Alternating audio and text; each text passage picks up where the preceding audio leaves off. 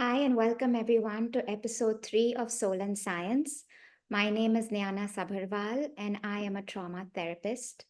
Today with us, we have Ardaas Singh ji, who will introduce himself in just a moment.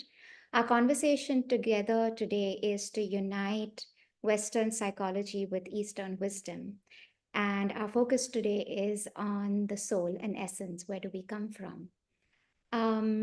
With that, I will ask Ardaas ji to introduce himself and tell us a little about himself and maybe begin a little bit about helping us understand where do we come from. Well, I'm not going to introduce myself much. I think if somebody is following this podcast, then they will find out who we are. I think it's good enough that we can just start with a conversation. But yes, I am Ardaas Singh. I am living in Portugal, and yes, today is about the essence. We were discussing what topic should we choose for today, and first the idea would be the soul. But of course, the soul is not a topic that you mention from a psychological perspective, except we can talk about whether somebody believes in the soul or not. That could be a psychological concept, but there's no real like psychological, let's say, laboratory experiments that we can do to figure out where the soul is and how is our relationship to it. So we figured out that it would be best to talk about it as the essence. So, Yana, what is the perspective of psychology on the essence? I took so much time to really think about this. And um, it's so interesting that when I was looking back at psychology, it took me back to the origins of the word psychology, and that its Greek um, beginnings actually means psyche really means the soul, the spirit, breath, and all of those aspects. And it is basically the study of that. That was originally what the intention of psychology was. And I see you Incredible, huh? smiling. here. Amazing.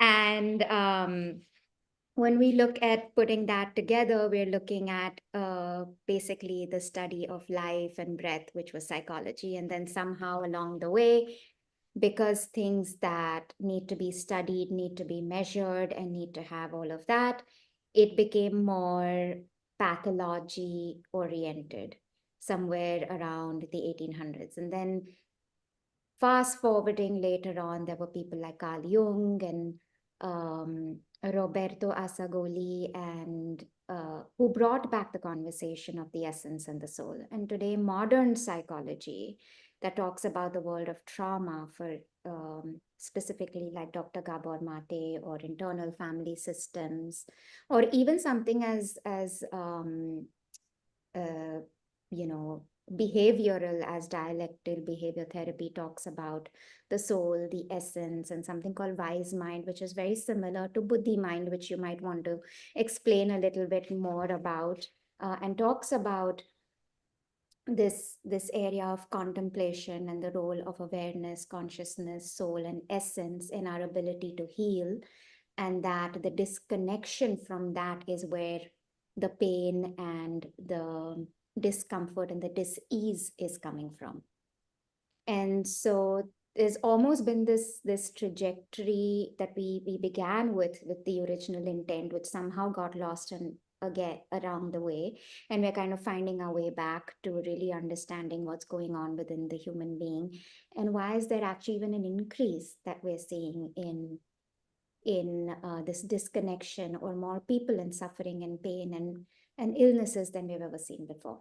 For example, depression or anxiety, and that there is a conversation in the world of transpersonal psychology, contemplative psychology. It's really talking about this whole disconnection from the soul that's leading to and a disconnection from our essence and the expression of who we truly are, or what we call the true self in psychology, that's leading to the disruption or the dis-ease. So that's really where I think psychology is staying in it from its original experience of wanting to study the soul and life and the mind and breath and things like that. Let's take this last point that you mentioned. Because if it's about the disconnection from the soul, that has been always been the case. It's always been the case that we have always been disconnected from the soul in general, from 300 years ago, 400 years ago, 500 years, any age of the planet, we've always been, as the moment that we are born in the planet, we feel disconnected from the soul. And then some people will choose a path that is spiritual in a quest to reconnect to something higher or something more deeper inner. Let's say we can call it both directions. So if that was the case, if we've always been disconnected from the soul, the fact that now there's more mental illnesses, I don't think is connected to that. It's got to be something else. There's a lot of factors that changed along the way. So before they used to call it neurosis, and then they changed that whole experience and that conversation around that, right? Um, and how they actually viewed it. And today there are a lot more of those variations of that. But also it came, my senses, and I'm not saying that there is an answer to it yet. Do we have the answer to it? No, we don't. Um, as to why we're seeing more of it now than we have before. But my sense is, and I think Gabor talks about how we lived in tribes earlier, and the increased sense of isolation and away from that way of living with ancestral knowledge, the knowledge of the soul. If we look at, I was reading this quote by a shaman that when somebody came with an illness to a shaman, they said, when did you stop? When was the last? When did you stop dancing? Or when did you stop laughing? Or when did you stop singing? When did you really stop expressing your soul? Very nice, very interesting. Mm. Yeah, very, very interesting. And I feel that with the coming of the industrial revolution and all of those things, I think maybe humanity has moved further away from its essence and its understanding of essence, um, and wisdom than we've ever seen possibly before. And that's just some of the things that I think I've heard Gabor Mate and other people talk about, that says that, okay, there is a call to come back home towards that knowledge, towards that wisdom that is so inherently in our roots, and in our wisdom inherently within us. But so much of the world has become outward versus inward, and that could be a big reason why we're seeing some of this shifts. Of course, looking at some of wars and migration and immigration, and how further away we are from you know um, family, tribes, living together, understanding and carrying on that wisdom. Not to mention that with wars and all these things came a lot of trauma, and Yes. therefore disconnection of a different kind. um, and it became about survival more than, and when you're surviving, are you truly in a space to connect in that way? And that, I think, is what I would say I have understood, but may not be the answer really. And Mm. Certainly, if you are in survival mode, you cannot stop to ponder these questions. Where is my soul or my essence? Or who am I? Or these things. That's for certain.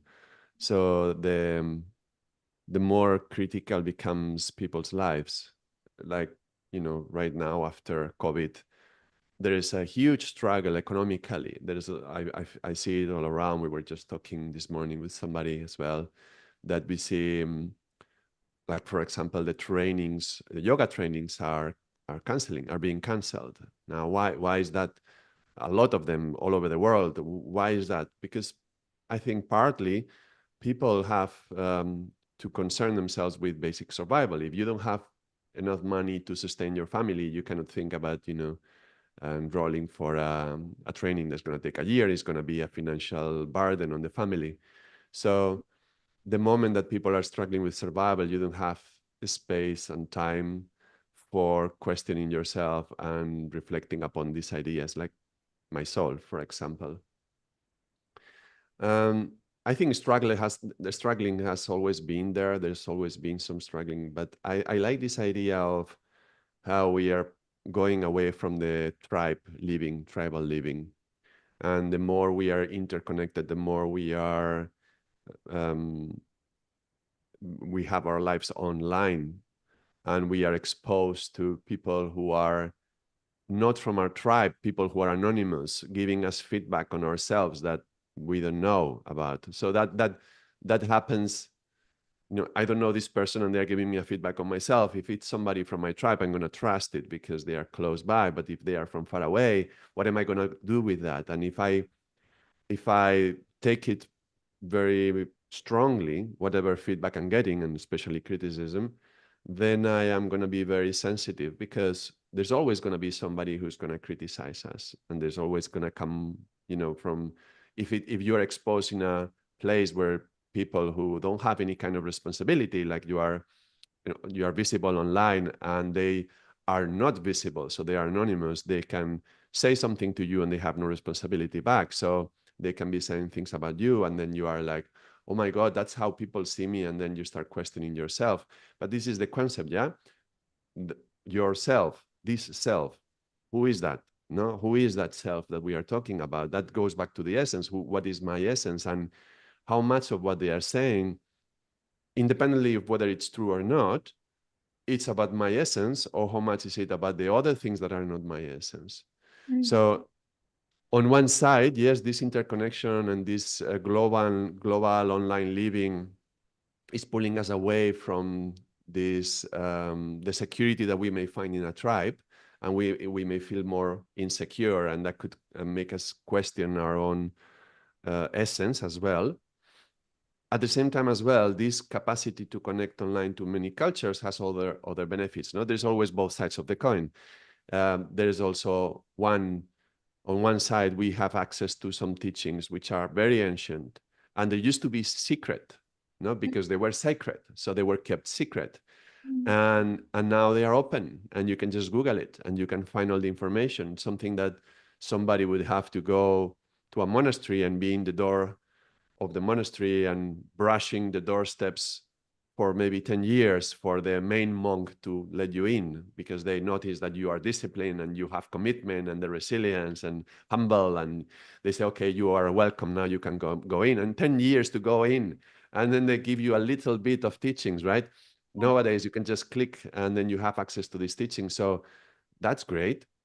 And another thing is that by being exposed to people different from you, then you can have a different perspective on how do you see yourself. Mm. And if you want to explore who are you, what is my essence, we're going to have to explore these different aspects of myself, of how am I seeing in the world. So that also brings some positive aspects. But what I feel is that there's both sides of the coin, but at the same time, it's become much more extreme. Like not living in a tribe, everything is much more extreme. So the both sides of the coin, sorry, become also more extreme. And that's why you will find a great spiritual movement, a lot of people practicing yoga, meditation, all these things that were before secret and only a few could do. Now many, many more people can do it. Rare is the person who doesn't know what yoga is nowadays. But at the same time, there is a lot of depression, there is a lot of despair, there is a lot of people in the darkness and who feel they cannot cope with this incredible exposure to the wide world as well, no, through this social media, for example. Yeah. Yeah. And I think that that's such a great segue, because I keep thinking about this essence, right? And what is it? Who am I in relationship to this experience that is around me, that is allowing me to connect? And what does that mean about my essence and myself? And who am I even more, as a question? Because before, the tribe was, I'm Indian and this is what my experience was. Whereas now I am speaking example to you from Portugal about these conversations with people from across the world, possibly viewing it. And what does that mean about my essence in this conversation? And who am I in this conversation?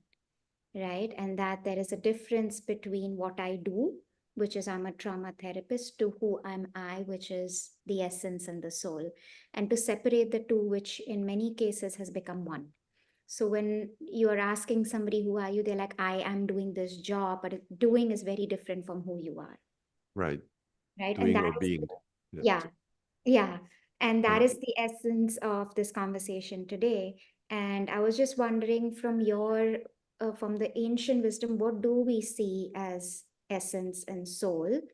And because I think while psychology is still trying to integrate some of that into, and its understanding is this self or this awareness or this consciousness that rests within us, that has this ability to observe and be a witness to all that is, um, and has the ability to separate from the doing behaviors, and that essence is essentially neutral. It's neither got a positive or a negative charge to it. And from that space, we can remain objective and live by um, the full understanding experience of human life. And so there's a doer, which is within me, and then there is also an observer, and then, there is an interaction between the soul and then, if you want to call that the ego, then the ego. And the soul has the essence of compassion, clarity, consciousness, courage, presence, playfulness. It has these qualities that allow it to be um, an observer from a sense that is not got any judgment attached to it, and that it's Um, possible to live from that space. Now, that's what I'm just putting it in a quick nutshell, right. to what psychology is calling the true self. And some people are calling it soul psychology, and they're different terminology to call the same thing, and then there are different aspects. So what do we see as the soul and the essence that we aren't fully connected to today in this day and age? And how do we kind of also possibly live more from that? And what are the benefits of that? Mm.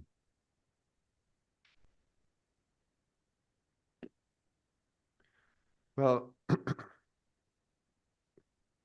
you mentioned a lot of qualities attributed to the soul, from compassion and patience and playfulness. I don't know which others you said, and I'm not sure that's qualities from the soul.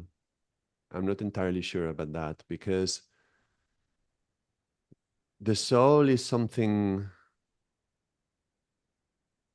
I'm not saying it's not. I'm saying I'm not sure. Okay, the soul is something that is much more essential, Mm, and it's something that we are not connected to. mm, And whenever we talk about these qualities, they are generally qualities that we express in the world, but the soul doesn't need to express itself in the world. The soul is just an essence of being, like you're saying, it's not doing, it's the being, right? Now, when we are playful in the world, or when we are, behaving in a particular way, that expression, is that an expression of the soul? I don't know. I think there is a lot of layers here. The idea of the onion is always useful. There is a core and there's a number of layers on top of that. And on the essence, the inner essence, the most deepest core of ourselves, that is the self or the Atman or the soul, if you wish to call it. And they are kind of synonymous words. I'm not sure they are all the same. There might be slight differences between them, but there is these different um, terms. No, so the core, that's the core, the self. Okay, and sorry, then all have the say, same core, sorry, irrespective. I said, do all human beings have the same core, irrespective correct, of correct, and anything they have done, not done, karmic, this, that? We all, correct. yes? We all have a soul, and just right now I'm talking to you like you were putting me as an example, and you are from a very different culture than mine, and there is a lot of layers that have been added onto you. This is like the whole discussion of nature versus nurture. I think it comes here as well. No, a lot of the nurture is going to be very different for you and for me, And then the nature, there's going to be something that is different from you and from me, and there is another thing which is similar between you and me. So I think there is some essence that is the same in common in both of us. Let's put ourselves as an example, and anybody can do it with anybody else, right? We both have the same essential qualities that we can say we are human beings, both of us. So that's something essential that we have in common. All right. Uh, and yet, there is also some essential nature qualities that are different between you and me. And then there is the nurture is the component that we learn. So that's of course going to be very different between you and me. Now, if I'm exposed to somebody like you who we have a different culture, and I notice how different you are from me, when I compare myself, interesting, the word compare, we use it to figure out how we are different from somebody else. But the word compare comes from common. And you Mm. could say even a common pair, like a common two things. What do they share in common? So we could compare each other to find what we have in common rather than to see how different we are. And we would find that there is an essence that is in common between the two of us. And now that for that, we require peeling off the layers of this onion. And some of these layers are just going to be culture based, learn from the culture, learn from our parents, learn from our school teachers and things. Media, it plays an important role, especially in later ages. Okay, so all that is like an outer layer. And then there is personality. And I guess here you are going to be the expert and you're going to tell me more about this, right? But I can imagine that there is, even within personality, there is some outer layers of personality and there's some inner layers of personality, and I may change some of my behavior in the world um, through life, and I'm learning things. But then there is some essential personality traits that are deeper and they are stable and uniform. Please, this is more like my question to you, yeah. But from the yogic perspective, even if you go to the deepest layer of personality traits that are most essential to you, the ones that are going to be uniform throughout the life, you can go even deeper than that, and there's the self. Mm. And that's not a way of expressing yourself into the world. So I wouldn't say that the soul is, let's say, playful. Yeah, we can have an essential playful nature in our characteristics of the personality traits, but or not essential, but more like a superficial one. But the soul by itself, it doesn't need to do anything. It's just there. It's just shining. It's light. It's consciousness. It's bright. It's just we are, the moment that we are stopping and paying attention, that's a moment when we can connect to this consciousness. And the essence of the self, the essence of Atman or the soul, is consciousness. Mm. So it is like the stuff that is made of. So if I look at this is made of plastic. Yeah. If Mm. I look at the essence of the soul, is consciousness. Mm. So when the moment that we become aware, the moment that we pay attention to something, or when we are practicing becoming conscious, like in meditation, it's in a way we are tuning into the soul aspect of us. Yeah. Mm.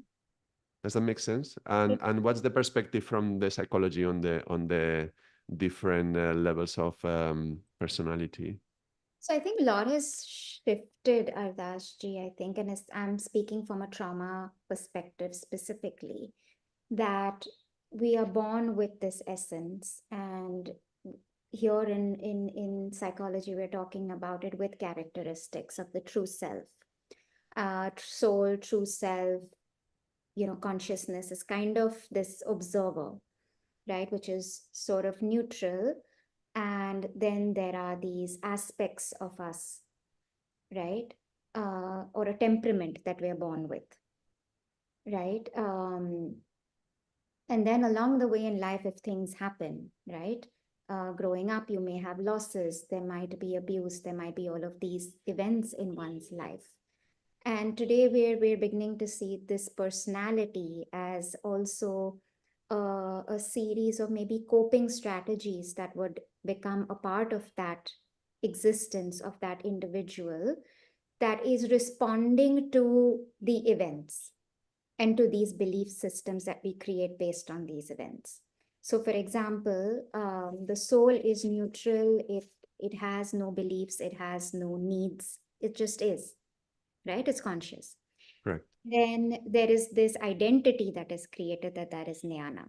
And Nyana has all these life events that she had growing up, and she made it mean something about her. Example, I'm not good enough, I'm not smart enough, school was hard. Examples, right? And then in order to cope with that, with those beliefs that were made during childhood, we develop coping strategies that become inadvertently, unknowingly, unconsciously a part of our personality in the way we perceive life and the way we respond to life. Correct. And those are the habits that can be, let's say, soul promoting or soul demoting. Exactly. And most of us are unconscious, and we take this personality to be who we are, which we can now are beginning to see is that really me? Right. Right. And then in therapy, we're able to, through grounding and other forms of mindfulness that we bring into the experience, to get a sense of, okay, let's bring our awareness back into the room. And if you were to able to witness what happened, would you still see it in that way? Right? Something that happened in childhood, did it really mean that you are not good enough? Right. That if that were not your belief, what would be your, who would you show up as in this world today? And that might be radically different. And Right. the ability to allow that witness to hold space to for you to say, okay, maybe that is not the truth. And I know we'll come back to truth, and we can't have these Yes. conversations without talking about Yes. the truth. But that is what I took on as a perception and a belief, because nothing else made sense to the ego developing mind at that point in time, and the developing personality of a child during that time, that took it on to make sense. And now when I look back through the lens of the observer who's neutral, there are so many other possibilities that show up suddenly. Right. And the very fact that you can reprogram that, or that you can rewrite the way you understand your history or the narration that you were talking about, the narrative that we have, that's already proof that that's not the essence of yourself. Because Yeah. we may take it as my essence. That's who I am worthless, or I am, yeah, we say it like that. I am X, no, something Yeah. there. And the fact that we can change that narrative and we can change that story, or at least the way we understand it, that's proof that that's not our essence. Absolutely. And that gives the person the empowerment, for me particularly as well, to even know that there was somebody other than these beliefs that I had accumulated over time. Right, uh, was liberating in a sense that, oh, then I have the opportunity to get to know who I am, right, right, right? From a different lens, and also that these narratives no longer serve. And if I'm going to continue to live from those narratives, it's going to continue to generate more suffering, right? Because those narratives were the narratives of a 2-year-old or a 3-year-old, but they aren't true for a 43-year-old. right. Okay, excellent. Let's go there since you are specialized on trauma therapy. Yeah. So the idea from yoga is that the soul comes into this body, and as it comes, there is no mind, there is no ego yet. Mhm. And then as we are progressing through the first 3.5 years, and then 7 years, first the ego is forming and then is reaffirming itself. This is like a yogic psychology, we could call it, yeah, perspective of Well, tell us. yeah. Huh? So the soul enters, and then there is the understanding that there is ego development happening. Correct. Okay. Yes. Correct. And if we look at the eyes of a baby, sometimes you can see infinity in there, because there is not yet an angle on how to see the world. There's not an opinion, there's not a perspective. All these things that are layers from the ego that have to be formed, they are not there yet, and therefore you can see the essence much more clearly. And that essence is connected to the universal essence, because we are always connected, but we also feel disconnected, right? Because there is a double disconnection. Maybe we should also point this out. There is a feeling of disconnection from our soul, and there is a feeling of our disconnection to the universe and everybody around and God. Yes, so there is a double feeling of disconnection, let's say, which is a false feeling, but we feel it's very true. So okay, so the baby is born and the essence is coming in, but the soul of the baby does not come just clean and pure and perfect and shining and wonderful, and that's it. And then everything that goes on top, all these layers are just the product of the environment, and it's, let's say, it's their fault. This is not what we say. The Mm, soul comes accompanied by a set of latent impressions from past lives. mm, So whatever we have been living in different lives, it has accumulated a number of impressions on the deepest layers of the psyche, maybe. mm, And somehow when we die, this is the understanding from yoga. You were just in a workshop on death, I know, last week. So you probably explore this concept. But in yoga, we say, well, the moment that you die, you drop the body, you drop the emotions. You know what? You drop the chakras as well. Chakras don't go with you where you die. So you can spend your whole life meditating and doing yoga to open your chakras. You know what? When you die, you don't take the chakras with you. So why are you meditating on the chakras, right? That's a yogic perspective of non-attachment even to the practices of yoga. But even if the mind dies, the mind also dies. The impressions that were left on this deepest layer of the psyche or the unconscious or whatever, these impressions, they continue with you. And when you are born in the new life, when you come back as a soul into the new life, like my soul chooses this family, and then, which is also an interesting thing to mention, no? In yoga, we say that we choose our family. We choose where to be born because that's the family where we can be exposed to the kind of lessons we need to learn. So the baby is born, the soul is infused into the baby, and with the soul come those impressions and latent karmas. We call it samskaras, latent karmas. So what happens is if you have two twins and they are going through this very, very similar experience with the same parents, the same environment, and the same kind of nutrition and the same kind of um, um, stimulus around, and everything is almost the same for the two twins, and yet they are going to live it very differently. I mean, in many ways they're going to be similar, but in other ways they're going to be quite different. So they can experience the same situation with I don't know, something happens, some circumstance happens, and one may experience it in a traumatic way and the other one not necessarily. So here comes the trauma. Yeah, I'm trying to connect. I'm getting a path to there. So what makes it so that the one of them chooses it to understanding in a way that is traumatic? And I say the word chooses, I mean, in a very unconscious or subconscious way. They are not choosing it consciously, but on a subconscious level, they choose to experience that in a way that can be traumatic because that resonates with the kind of impression that they have within, that they have to learn something. mm, So that experience happens. It had to happen for a reason. They had to learn something out of that.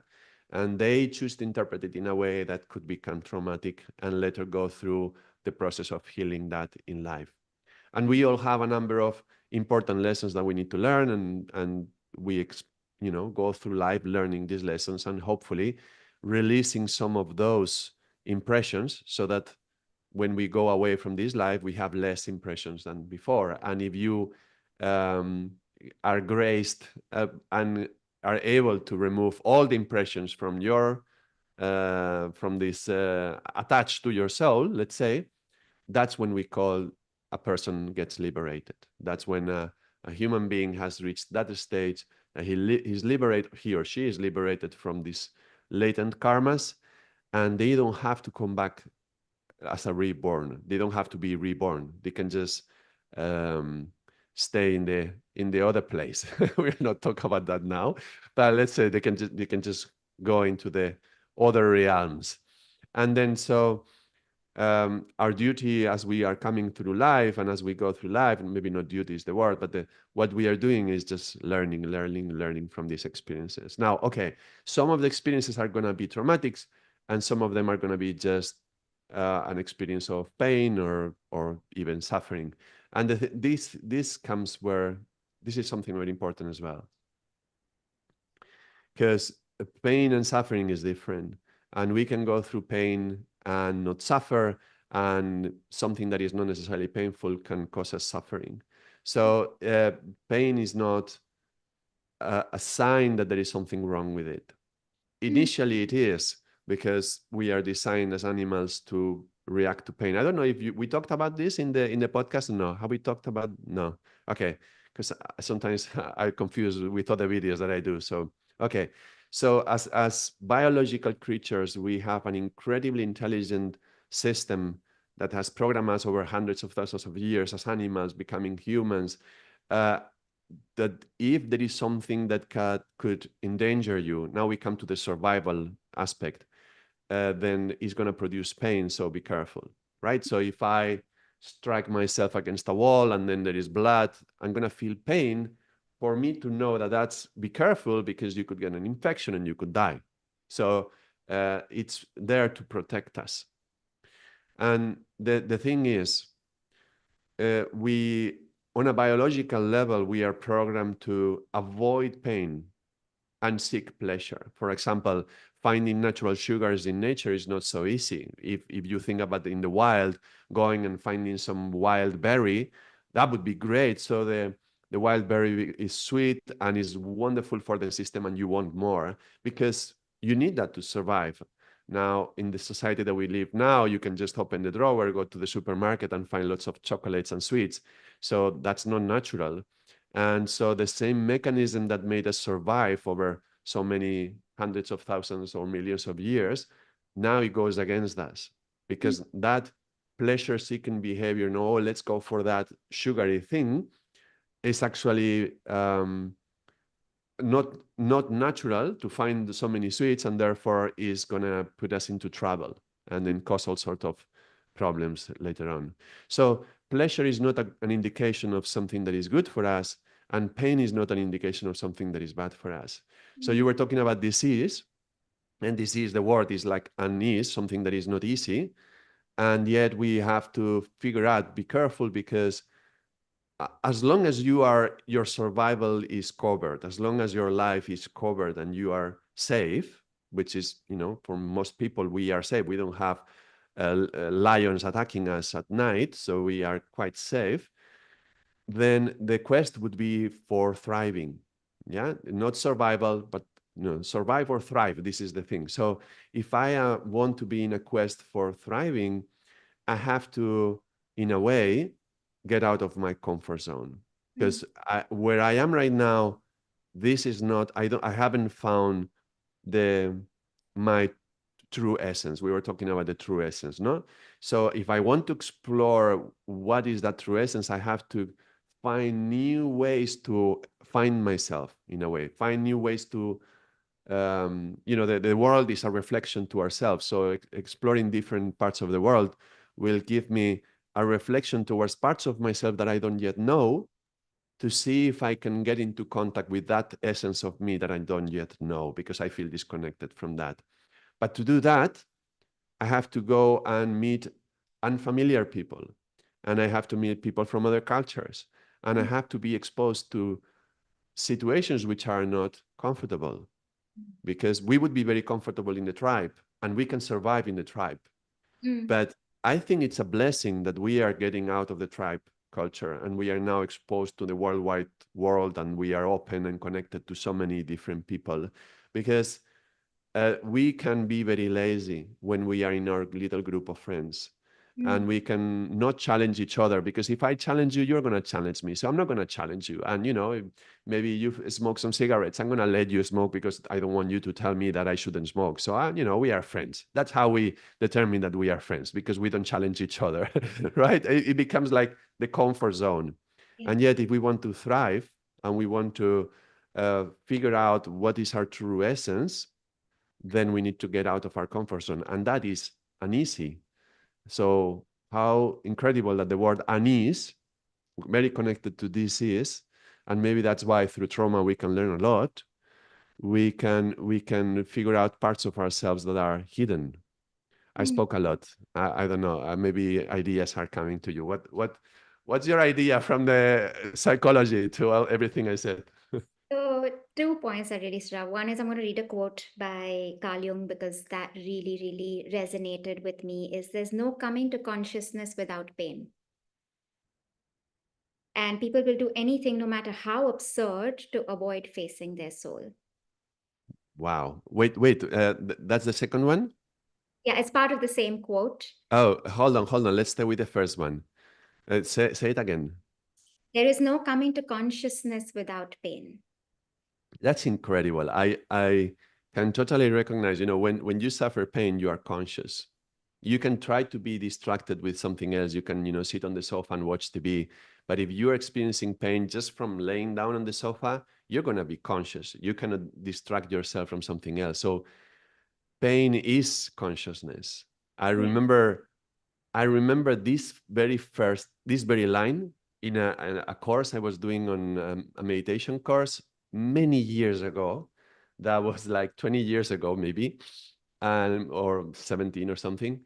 And then we were talking about consciousness, and one of the students said, "Oh, I see. So pain is consciousness." And everybody, no, no, no, no, it cannot be because consciousness we think is something nice. But then immediately it became evident that it is. Pain is connected to consciousness. So And say the line again, please. It's great. there is no coming to consciousness without pain. I'm gonna write it down. I'm gonna, okay, hold on then for a moment to let you write that down. Uh-huh.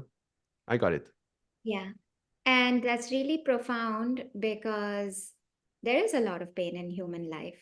And that if we begin to see it as consciousness to come home and closer to the soul, because bringing our awareness, because that's what consciousness is, awareness to something within us that needs to be addressed, then that's such a radical way of looking at the pain that we are with. And most of us, and the coming back to where we started, is we're living in a world where pain avoidance is everything, and we'll go to Correct. any extent to avoid the pain that we are experiencing, whether it's emotional repression.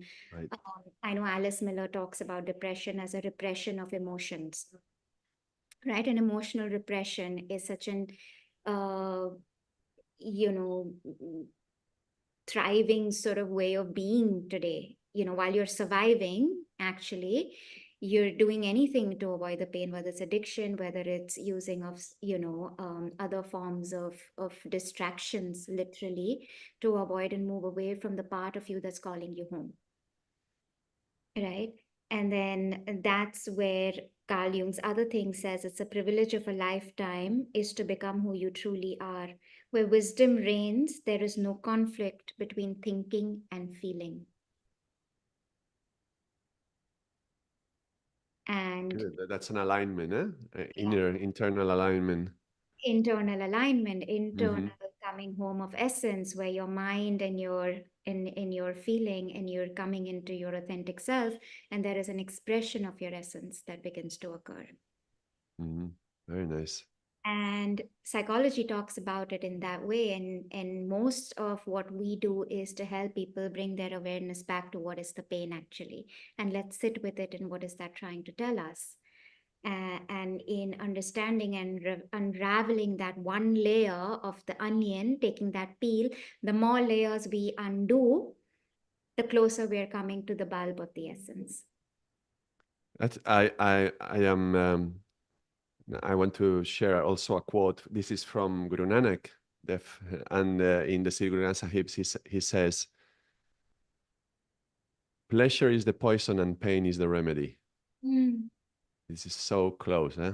yeah, Pleasure is the poison and pain is the remedy. yeah.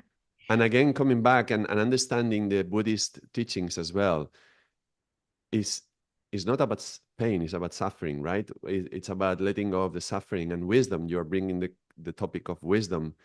Wisdom is letting go of the suffering, is letting go of the wisdom is like bringing light to your darkness. The darkness is avidya, ignorance. So through wisdom, you can fill your inner darkness with light, and that's letting go of the suffering, not necessarily of the pain, but of the suffering. Because there's an inherent pain just from being alive, just from being human. There's already pain. Mm. But the suffering, if we could just spend a few moments, because um, there is a wisdom, like you said, in that, right? And the suffering is that the conflict that we feel internally between the ego and the soul essence, and Yeah, good. that I was reading this gentleman's work, Dr. Stone, who talks about how the essence of the ego is to conquer the subconscious and understand the unconscious, at the same time being subservient to the soul's, uh, Say you it know. again. Say it again. So the role of the ego is to make the subconscious conscious and the unconscious conscious, at the same time being almost being in service to the soul. It's right. So that's putting the ego to your service, let's say. Yes, and most of us think the ego is who we are, and that's where the conflict arises, Right. right? And the ego is the development, the personality, our beliefs, and all of those things, conscious and unconscious, that we talked about in our first Yeah. episode. How that is that conflict that we have with ego versus soul, that actually brings about that further disconnection and suffering. And then the ego sees us as separate, and therefore the suffering between two people that occurs. So I was just wondering how the yogic wisdom brings that together, because what we are trying to do in therapy today is to able to have someone notice, observe themselves from the space of the true self, to observe themselves from the essence, or the observer, the consciousness, and say, okay, what is this personality or these traits that I've developed, and how were they developed, and are they serving me today, and what belief is that driving. But how does yogic wisdom bring that together, and how does that support some of what, I mean, I think psychology is feeding off yogic wisdom and ancient wisdom. Having said that, Carl Jung spent a lot of time doing Kundalini yoga, by the way, and he's written Mm. a book on it as well. Yes, Uh, it has. Yeah. and the how does that align to bringing that alignment within the human being, where suffering need pain may exist, but suffering need not be there in that internal conflict of, do I listen to the mind or decide? And in layman's terms, I hear there's conflict, my mind says one thing but my heart says something else. Right. So two things are coming to my mind. And one is an image. I'm having an image, seeing an image of a center of light. Mm. You know, the center of ourself is our soul. The soul is just shining. It's just a bright, like a light bulb, just shining. And then in these layers of onion, you know, the onion layers that are around me, there is a number of issues. We call it, you know, our dark zones or dark areas, right? Sometimes we talk about these things which are painful. They become like a shadow. Shadow, But yeah. more than become like a shadow, let's look at it like this. This is a point of light. This is the source of light. And if we have an obstacle in our psyche, in our personality, that's going to produce a shadow on the other side, right? Yeah. So the thing is, we get focused looking at the shadow, and we don't understand the gift that this is giving us, which is, look, if you look at the shadow, just look back and you'll see the light, right? So when we are seeing the shadow in front, we get focused on the shadow. Oh my God, oh my God, oh my God. At least we are saying, oh my God, you know, Mm. and not another word. But, you know, you are looking at the shadow and then you are suffering, or you can perceive, look, this shadow is coming from something, some obstacle. And that's also giving you a clue of the light source that is originating from this light source. And Yeah. not only that, by seeing how big the shadow is, then we can see also how close we are to the source. Mm. I'm just now going into a philosophical imagination, yeah.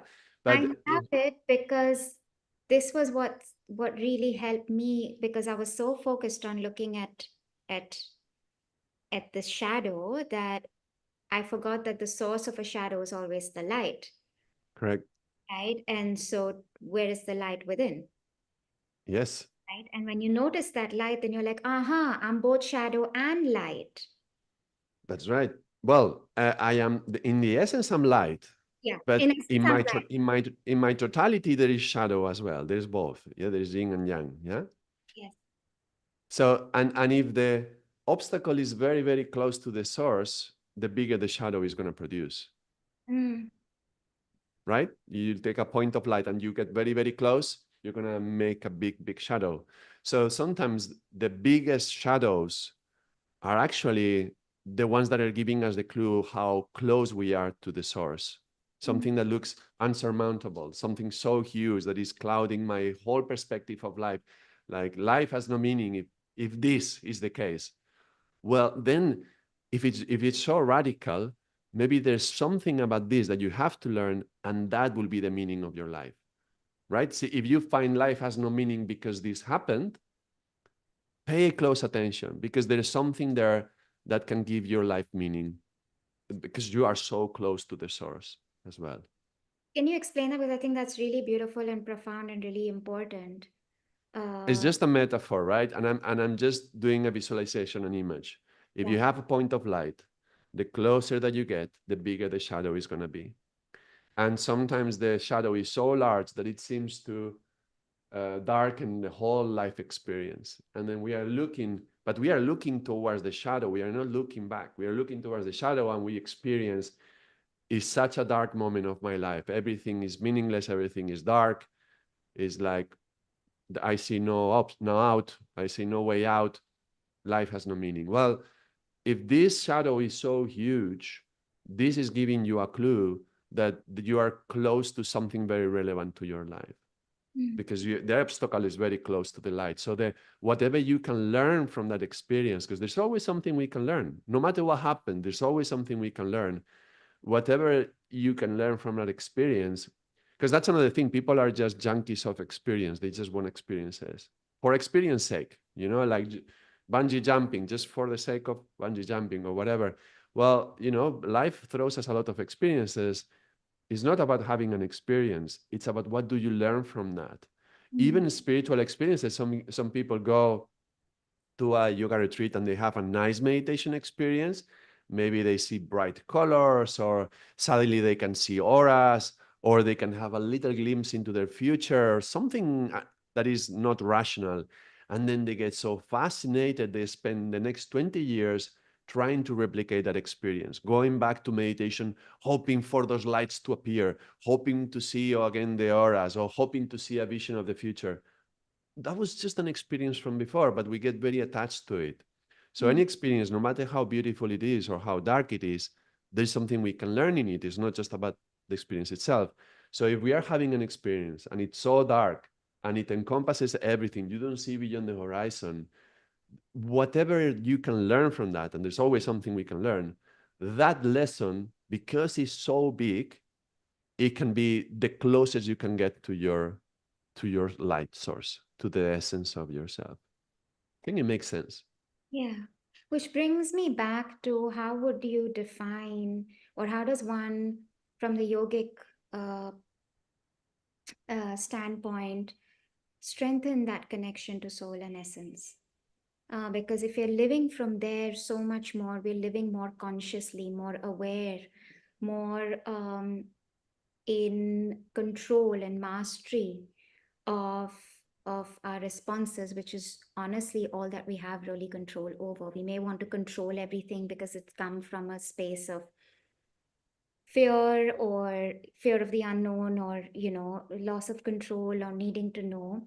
And yet when I'm standing in my essence, I need to, and living from that space, I don't really have that need anymore, because soul has no need. It's the ego that has these needs. Correct. That's right. Yeah. And so when I'm living from that, then I'm content, I'm whole, I'm complete, I already am. Correct. Right. And that is essentially what then the whole chasing an experience, or trying to feel that again, or trying to prove something, or be good enough, or be, then you're radically different. You're going from doing to being, as we started off with. Yeah, but hold on 1 second, because there's also many people who will hear those words and they will malinterpret them. And then they will start to go and say, well, if I am in my soul, I have no needs. So Mm. I'm going to have no needs. I pretend I don't have any needs. And well, okay, yes, you're a soul, but that you also have a body. You also have emotions. You also have a mind, and body, emotions, mind, energy. All these things have needs, and they need to be met as well. So you can pretend that you are soul, just soul, and then I don't need to eat. Well, okay, good luck with that, right? I mean, there is also some needs that need to be taken care of, but yes, the soul itself doesn't have needs. Yes. Sorry, go ahead. Yeah. Thank you for bringing that up and saying that so articulately and pointing that out. It's not so unusual. I see people like this in the yogic path. They come into our yoga classes and they have these fantasies of what they can be, like saintly images, and they don't need anything, and they live like that. Well, their life becomes a big mess. Very often they have money problems, home problems, relationship problems, but and they it's fine, it's okay, I'm not attached to anything. Actually, they are very detached from everything, and they have created a fantasy in their mind that they are enlightened, but Mm. actually the mind is so powerful, it can even make you believe that you are enlightened. That's how incredible it can be. So this concept of the needs, that's very relevant to be, okay, yes, I'm in tune with my soul and my soul has no needs, and I notice the needs of my body and I cover them and I don't get attached to that as well. So being able to live both sides. No. Yes, and thank you again for saying that and articulating that, because that is also a trauma response to not then address your needs or articulate your needs, because asking for needs were unmet before and they were too painful. And so Yeah. then just bypass them and say, I have no needs. And that becomes a survival and coping mechanism. So Yeah, thank you. bypassing that. Yeah, yeah, Yeah. yeah. But my to then just take it back to say that the soul can observe my needs and then recognize that I have those needs and be neutral about and not judging myself for having those needs and allowing Correct. myself to meet them in a way that is healthy and compassionate, right? And honoring the human experience while the soul is still. And I think that would that be right to say, therefore, that that is the essence of yoga, that it is the union of the physical with the soul and coming back home to that. And how does one then use that as a way to live from that space of being an observer that may be neutral, um, whilst having a full experience of the self and others in that union? Or is that too Right. difficult a question? Can I Yes, yes. I think it makes clarify? sense. I mean, the way I understand what you are saying is the essence of soul is consciousness. Yeah. And the more we are advancing in our yogic path is about developing our consciousness and staying more conscious in life.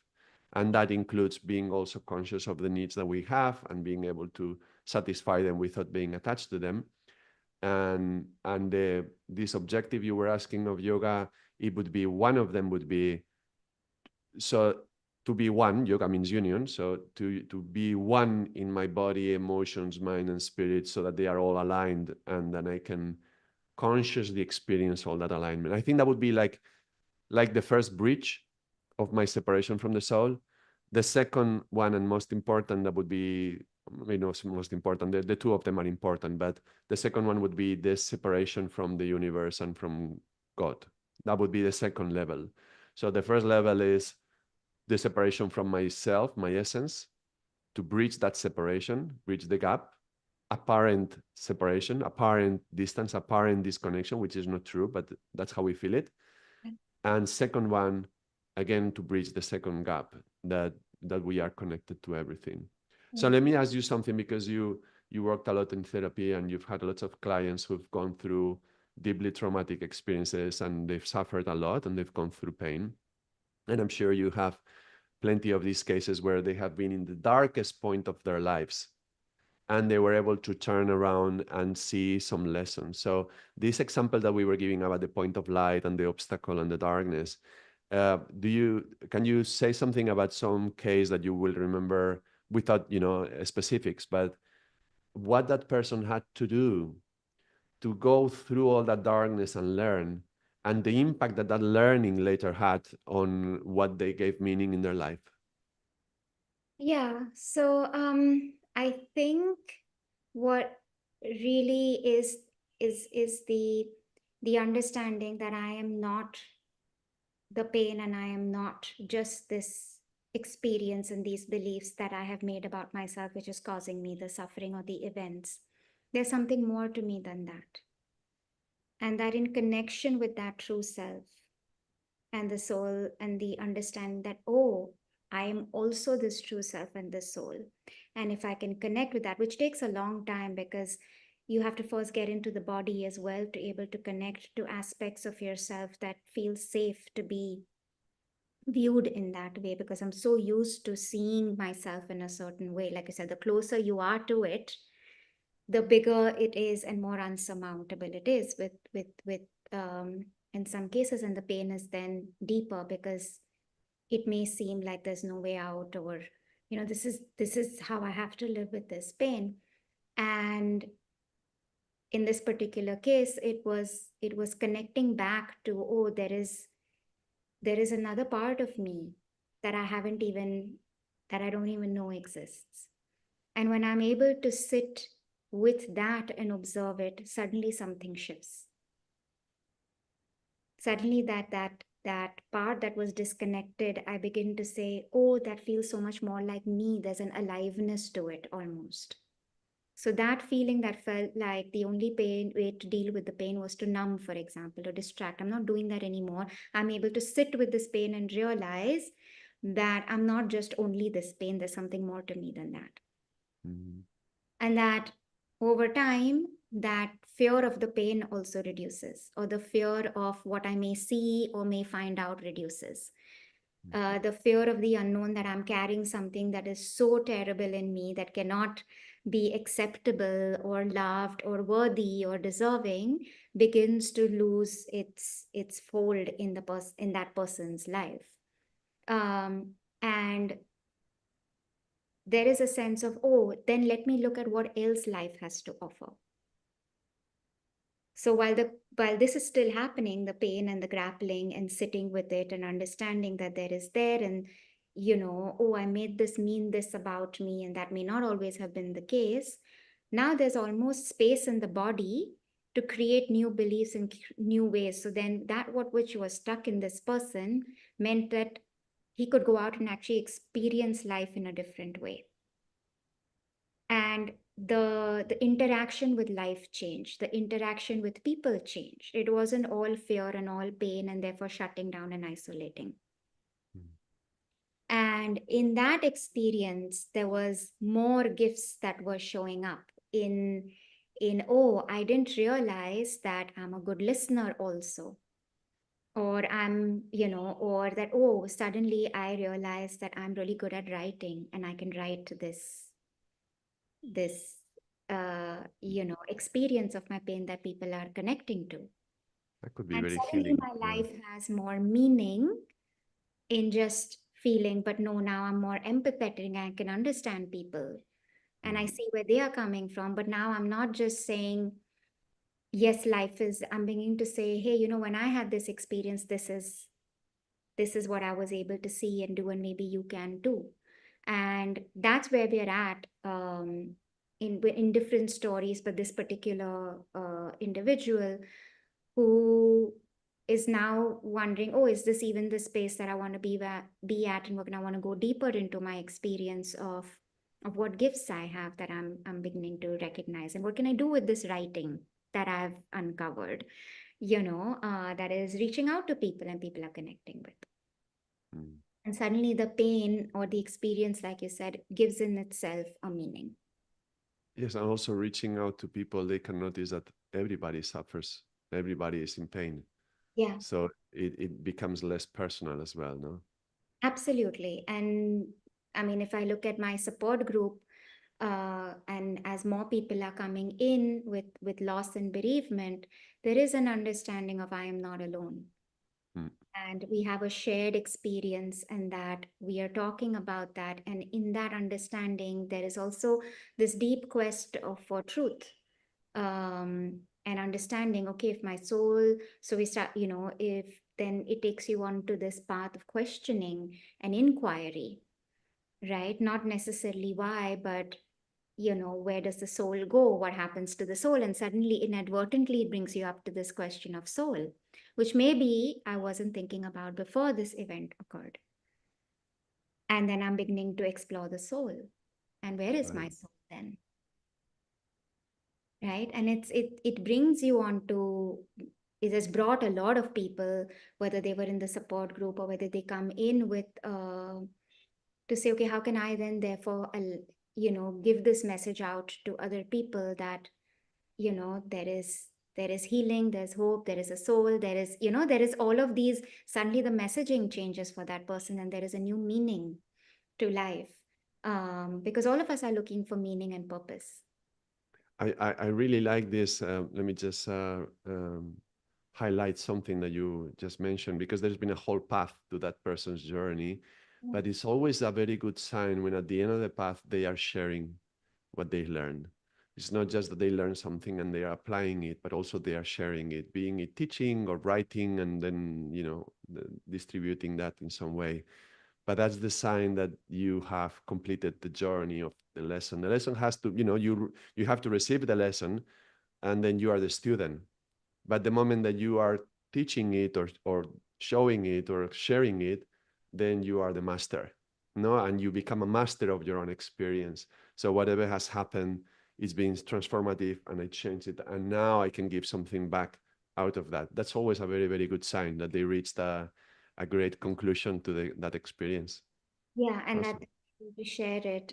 And does that, and I think that would take us to some of our future conversations around destiny and dharma and all of those sort of things that people begin to start questioning really at that point of time, whether it's karma or dharma, and we will come to that in just a bit. But in the future conversations that we have. But coming back, I think the conversation around how we come back to soul and essence, and what can we do to connect more to that, if there are anything that you may share with us, because what we do is one aspect of psychology, and I know we bring in mindfulness and meditation, but just from ancient wisdom, yogic wisdom, what can an individual do to connect more to that essence and the truth of who they are and their true self, to give a to live more from that conscious state? A friend of mine would say there's three things: meditation, meditation, and meditation. It's like, but jokes aside, uh, if the essence of the soul is consciousness, that anything that can bring you consciousness is going to bring you closer to the soul. So, and consciousness is not the same as the mind, and it's not the same as reflecting or even analyzing, especially it's not the same as analyzing intellectually. So I'm not talking about thinking about your life, about thinking about what you did or what happened. That's intellectual reasoning, or um, psychoanalyzing yourself. That's not necessarily healthy. That you can go into a very, a constant loop on that. So I'm talking about consciousness. So anything that can bring you consciousness is going to help. And everybody will have their own expression of that. And yoga has some general tools that are useful. And there's a number of meditations that are standard and anybody can practice. But some people will find that they are most conscious when they are very early in the morning and go for a run, and they don't even wear headphones or anything. They're just running with the outside and with themselves, and that's a moment that they find extreme peace. Well, why are you so peaceful? Because it's the nature of the soul to be peaceful and joyful. That's something that is more about the nature of the, that's not something that needs to express itself, but is in the essence. There is a peace and a joy in contacting with the soul.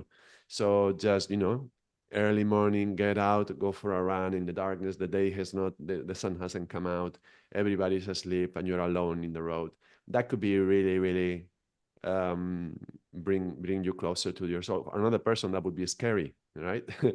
But Mm. again, it doesn't necessarily mean don't do it, because fears are just fear of the unknown. We just talked about the unknown, and you talked about the process that person went through and how they were afraid of the unknown. And God is the greatest unknown. So you want to be contact with God, you are going to have to face the unknown sooner or later. So why not sooner, right? This Yeah. could be the philosophy. But anybody can find their own expression of that. Another person will be tending the garden. and just, looking at the flowers and just taking care of the flowers in their own garden, that could be a great way to connect to their soul.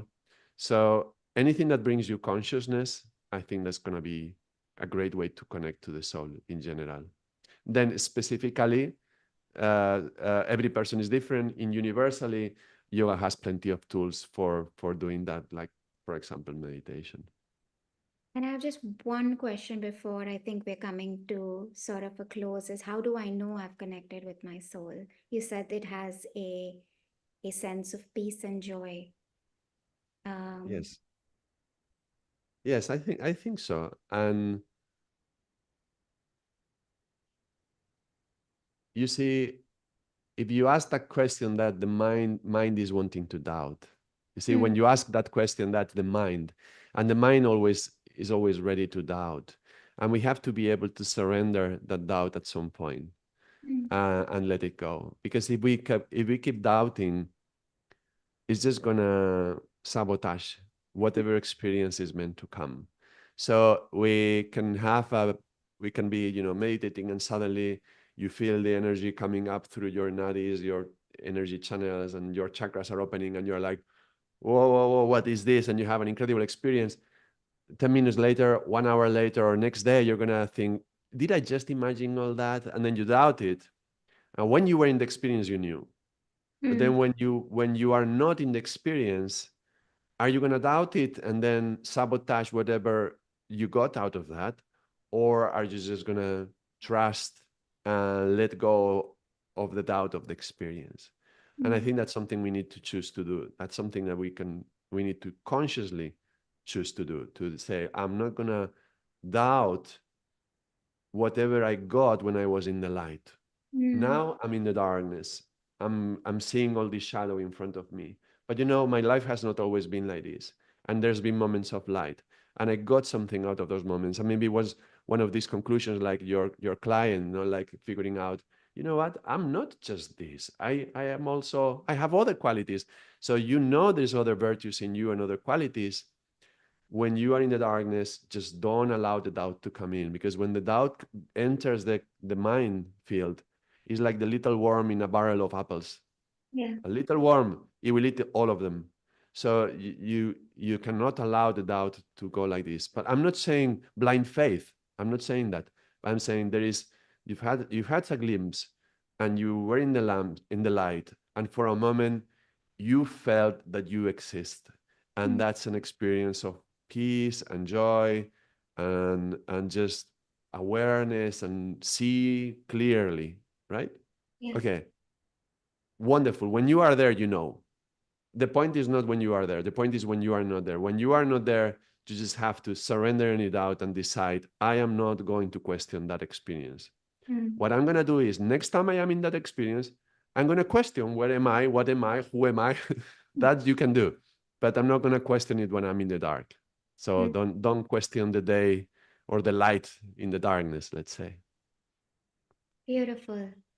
Thank you so much for that, Ardaas ji. I think one of the things we haven't really talked about in when we were planning is trust, because I think that's such a big part of this whole experience and conversation. Maybe we need to go back and look at that a little bit as well. But thank you so much for Oh, thank you. Yeah, it's great talking to you. I'm having fun. same here. I'm just having so much of joy and so much of Yeah, fun. I'm enjoying. Yeah, it's an enjoyment to talk about these things with you. What is the topic for next week? For next week, it's emotions, a really big That's one. right. That's Yeah, that's a good one. it is. So don't miss it out. If anyone who is listening, don't miss it next week. And, and join Emotions. us with your questions and inquiries. We are interactive. We are live on Yes. YouTube at 5:30 p.m. India time and 1 p.m. Portugal time every Friday. So come in with your questions. We really love to hear from you. Thank you for joining us today. Um, thank you. Thank you, everyone, and thank you, Nyana. Thank you, Adasti. And,